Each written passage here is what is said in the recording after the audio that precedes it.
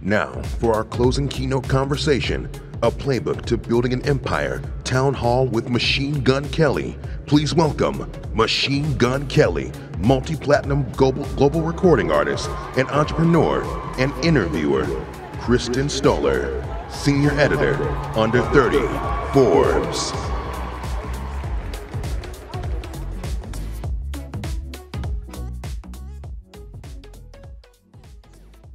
Machine Gun Kelly, thank you so much for joining me. Thank you. So this is a real homecoming for you. You even have a day named after you here in Cleveland. Yeah, thank you, Mayor. So, you know, people know you for your music, your acting, but more recently, you've become quite the businessman. So I want to start by talking about the 27 Club, your coffee brand. You chose Cleveland to kind of launch that and be the home. Talk to me about why coffee for your first venture and why here in Cleveland? Well, as far as why I would do anything in Cleveland, I think, you know, you got to view where you're going to build your structure at as, you know, from a pragmatic standpoint. Like if you build something, no matter how grand or great the idea is, on quicksand, it's going to inevitably sink because of gravity. You can never fight gravity, and obstacles are inevitable, just like gravity is. Wow, my earrings are really annoying. No, I had to take mine off earlier for the same reason. There we go. I've never went Bieber before, guys, so this is my... I don't know what to do with my hands. Yeah, I know, right?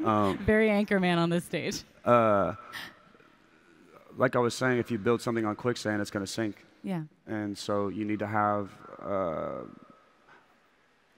a foundation that is going to be indestructible no matter what gravity is doing, because gravity is a metaphor for obstacles. It's inevitable. And so this city is my rock. Like, I know that anything that I build here has a support that isn't going to break no matter what. So, yeah, so Cleveland. Definitely. And tell me about what it is about coffee in the space that interests you. About coffee? Yeah. So, I mean, as I grew mentally, I was looking for, from an immature standpoint, you know, you grow, and as pain kind of gets into your psyche, you look for highs, right? You look for like an escape, or you look for something that is going to, life can beat you down, you get tired, so, you know, you are looking for something as a pick-me-up. And so, you know, I would smoke a lot of weed, or I would drink, or I would do these things like looking for a high. And a lot of those aren't a clean high. And so when I started drinking coffee, I came to coffee really late, probably 24, 25. That became my new high. And I was able to, you know, before, it's almost like when you're able to have a ritual, and I don't mean in the sense of, you know, magic, I mean in the sense of something that your body is familiar with, where it can know that this is going to happen every day, and the rest of what happens after that is, you know, you're able to channel something new. So when you have like a repetitive act, like I'm going to wake up every day and make my coffee and drink my coffee, your body is comfortable with that, and so it doesn't have to wake up like, oh my God, what do I do? Right. It knows what it's going to start doing, and then the rest is you're able to receive, you know, some new sensory experiences that come to you. But that's only because, again, it goes back to my example of having a solid foundation. Like your day starts with something. Yeah. So the rest you can add on. If we're using houses as an example, you can add on like a new painting that day, or you can add different tiles to your roof or something like that. Yeah, and good to have a routine for sure. Now, we sell more than coffee. Yeah. Tell us more about it. Well, I was just saying, you know, essentially it's more than coffee, right? Like, like I have no tie to Pete's Coffee. I don't know who Pete is. I don't care. Unless it's like Pete Davidson, my friend, right? That like, would be a good coffee brand. We should go for that. But P-E-E, whatever that guy's name is. I don't know Pete. Yeah. I don't know Starbucks. I don't know what that means. 27 Club is something that's ingrained in our mind because of the stigma of the artists and entertainers who had died at 27. Yeah. And so I wanted, just as a musician and as an artist, I wanted to, build a brand that is for creatives. And then, as you consume, you also consume something up here. Yeah. Because with those brands, like I said, there isn't something that, taps into my emotion, or there's not something that I leave with. I just leave with a cup of coffee. Yeah. This, you leave with, I learned, like, the aesthetic is, special. Yeah, that's great. And then we have great cocktails. Like, even the drinks are served, like, themed. There's, like, my favorite is the lithium lemonade. It's kind of dark, but it's like, it's vodka lemonade, and it's activated charcoal in, like, a syringe. Ooh, that sounds great. So it kind of... Yeah. Yeah. I think what people are wondering, we got nearly 70 fan questions for you from our under 30 community. Carolina asks, do you plan to expand 27 Club to other cities like LA, for example, since you live there, or do you prefer for it to be a Cleveland thing, something just for here? No, I mean, I would want to definitely take it to different hubs, like, Tokyo for sure. I would love to do some more Midwest ones. I just believe in getting something as close to ready to be shown rather than, so I think every couple months I'll go in and be like, this isn't quite right, or we'll redo the floors, or we'll add a new painting, or we'll, change the saying on the wall, or I'm just kind of getting it ready for its next phase. It's like a child. It's like in elementary school right now, so as it grows, it'll, and when it goes to college, it'll, like, go to other places. And it sounds like you're super involved in everything, too. For you, as a creative, what's it been like to then have to flip into the business side of the industry and kind of flip your mindset? I don't flip my mindset. I stay as nebulous in that. Or I play Switzerland in all the business. I don't think about money or numbers. I have a great team around me that does do that, because if I did think about that, the creativity would suffer. Yeah. So I make sure that I throw out the craziest ideas, and they reel it back in when it's too crazy. Love that. That's a good way to look at it. So you recently launched an all-gender nail brand. Can you tell us about that and the inspiration behind it? Well, I'm a 90s baby, so those... we're still cool. We're still cool. I'm a 90s baby, so I kind of let things that I grew up with inspire my endeavors. So that was kind of like, I like to vintage shop a lot. So when I see mood rings at the front counter, I'm always like, I remember those. And I used to love mood rings, except like I grew older and my taste elevated. So I see the shape and the make of mood rings, and I'm like, wow, those are really ugly. And I wouldn't wear those now, but I like the concept, you know, and so, because it always was kind of like, ooh, look what I'm feeling, and so I think that graduated into a more manicured, no pun intended, form of expression, which is my nails. So this is an example of, I watched Kill Bill 1 and 2 a couple days ago, and then I just was like, I would love some Kill Bill nails. Yeah, I hope everyone in the audience can see these, because these are really cool. I hope, but that's really cool. Wow, that's so uncomfortable seeing yourself on a big I know, right? I shouldn't have looked. But you were always seemingly ahead of the trend. Like, you've always been known for your nails, which I think is one of the coolest parts about you. How did you know that would take off, and how did you, like, tap into the culture to launch that? I don't think I know anything is going to take off. If it feels right to me, then I have to assume that I will be able to connect with somebody. My goal is definitely not to connect with everybody. In fact, like, I like to be a fire starter. When the environment is cold, I light the spark. People gather around it. They can either tell stories about how much they're uncomfortable with what this fire is doing, or they can add to it, or they can take from it. I might get burned in the process of starting the fire, but ultimately it gives, more than it takes. So I'm okay with doing things that kind of shake up what's going on in the culture. And you need that. You need someone to stir the pot. Yeah. Speaking of stirring the pot, tell me, are there any other potential ventures that excite you right now that you want to tell us about? I think what should happen and what is going to happen is starting a record label. Wow. And I say that as if I don't know and have already not trademarked the name and am having a whole rollout for that happening. But Yeah, record label is next. That's for awesome. Me. And then I think, you know, just to be candid, because this won't happen for years, but one day I would love to write and direct a martial arts movie. That's cool. Are you very into martial arts or? Not like physically. Okay.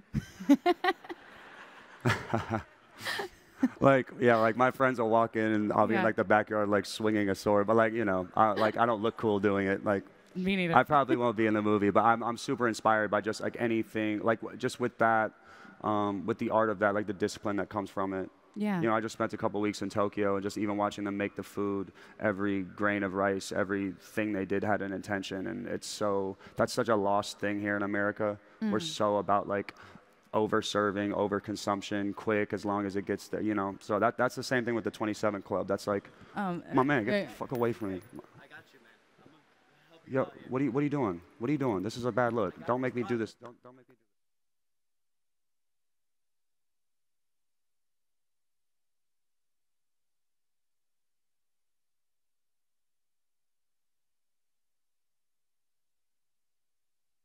Something else. Yeah, go for it. Whew. I'm sorry. I try to live the dichotomy more on this side than the other guy. I left that guy in the past. I'm really sorry. But here's what I would like to say, and I do apologize for my primal reaction, but this is, yeah, okay. You handled that amazingly, by the way. Yeah.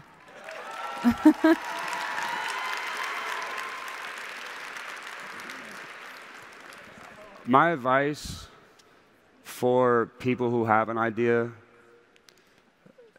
that want to present it to other creators or people that they believe can be a vessel for their idea is like pick a good time and a place.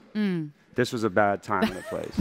We got a lot of advice right here just from that moment, and thank you for turning it into a positive too. When I'm eating food and noodles are in my mouth, that's a bad time. When I'm with my daughter at a volleyball game or I'm being a father, that's a bad time. 100%. I think a lot of that is misunderstood. Like these are moments that are owed. Yeah. But a good businessman always knows the time, and I think patience is the biggest key to that. The reason why I don't and why I will wait for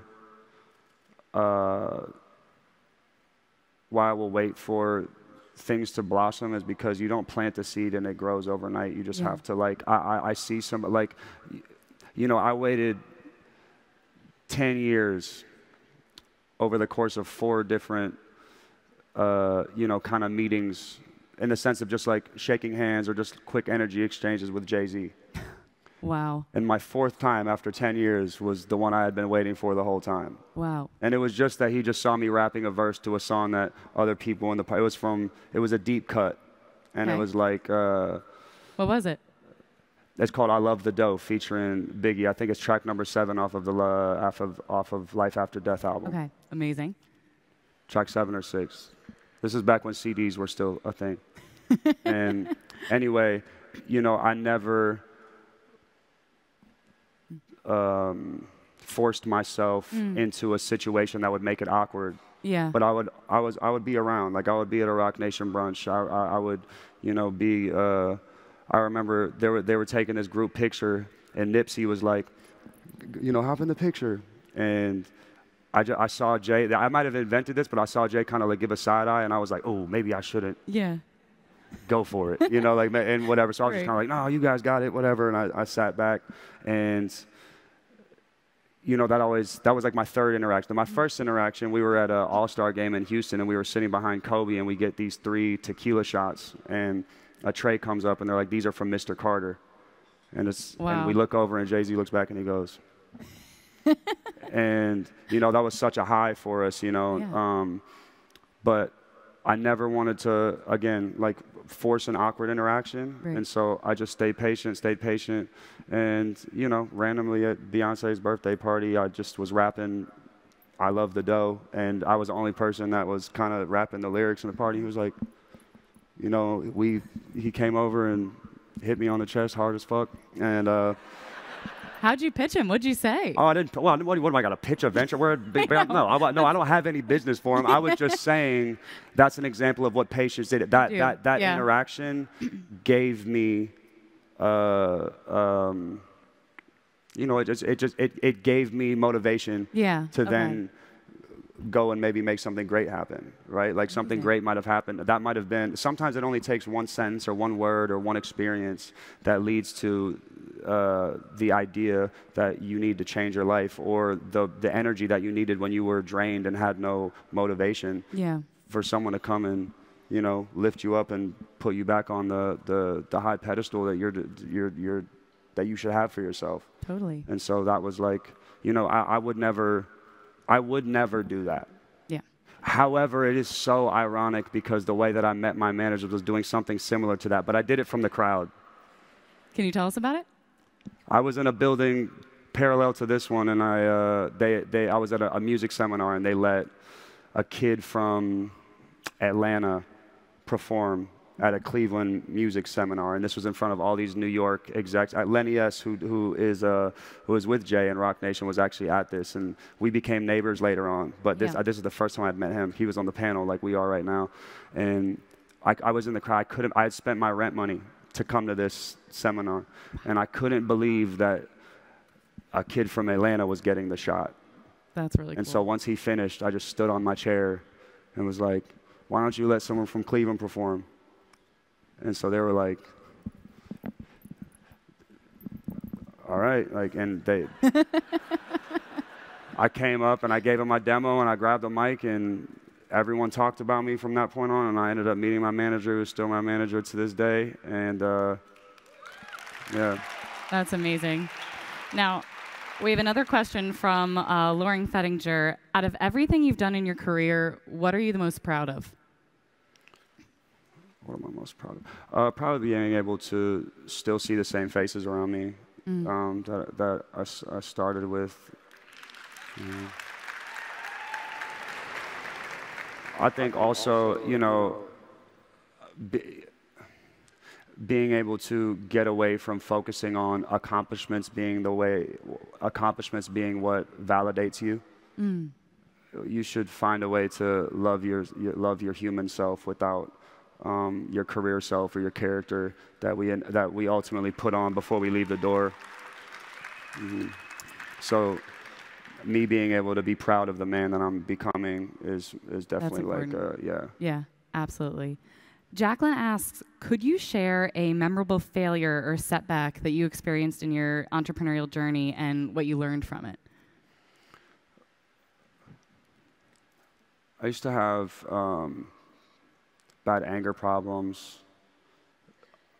I think the biggest thing I learned from setbacks was doing things I wasn't ready to do, but forcing myself to do them. Like if I was going to do a press conference, but I was in a bad mood, just don't go, right? Because you're just going to go and show the world a side of you that maybe you don't want them to see, that they're going to then take that one impression of you for the rest of their life. Maybe they might not see another impression of you, but that day is enough to ruin their view of you. So I wish I would have.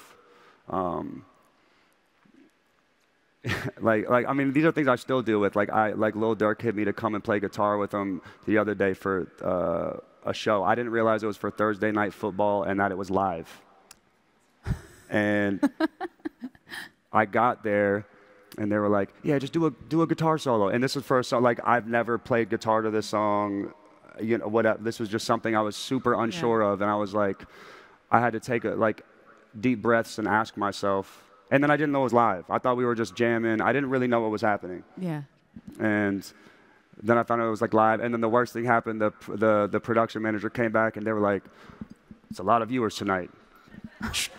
Oh. Like thinking it would pump me up. Like, "Oh, awesome, dude! A lot of people were watching." It was So I had to take a breath and be like, "Is this something that I'm willing to either go out and look like, you know?" Because my mind wasn't wrapped around it. So I can either look really dumb. Or if the universe is telling me it's going to go your way, you're going to look great. So I asked, and I made the decision based off of the fact that I knew it was going to be great. But back in the day, I would have forced it no matter what. And there's plenty of times when I look back on things and I'm like, "Oh, I wish I would have just not, you know, I wish I would have listened to my gut and not did it." Absolutely. Yeah. I'm going to ask two more questions. So I want to talk about marketing and how you market both yourself and your brand. What are some of the difficulties and the challenges you faced, and how have you overcome those?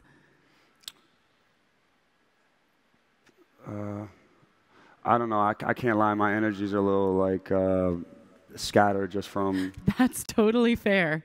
because I empathize and feel for the guy. Yeah. But yeah, it is a time and a place. But I also, you know, I don't ever want to. I don't know. I'm sorry. I know. And you're doing a fantastic job and giving advice through this whole thing. I don't want to shoot down. I don't ever want to shoot down anyone's dream. Yeah. You know. So a part of me, like, I definitely am an empath. So I feel a lot of people. So, and he, you know, as he was getting dragged away, I looked in his eyes and I was like, you're a good kid. Do you want to end on any advice, you know, you would give any young entrepreneurs or anyone or anything? And I know it's hard right now to think about this, but is there any way you want to end here in a way that would make you feel comfortable and us all feel comfortable today? How can I make everyone feel comfortable? Should we go to the favorite animal question? Oh, yeah, I'll tell you. What's my favorite We were talking backstage. We actually got a really good question that I think would be good here. Okay, Rachel asks, and you wanted to do this one too. What's your favorite animal? Right now, my favorite animal is a narwhal.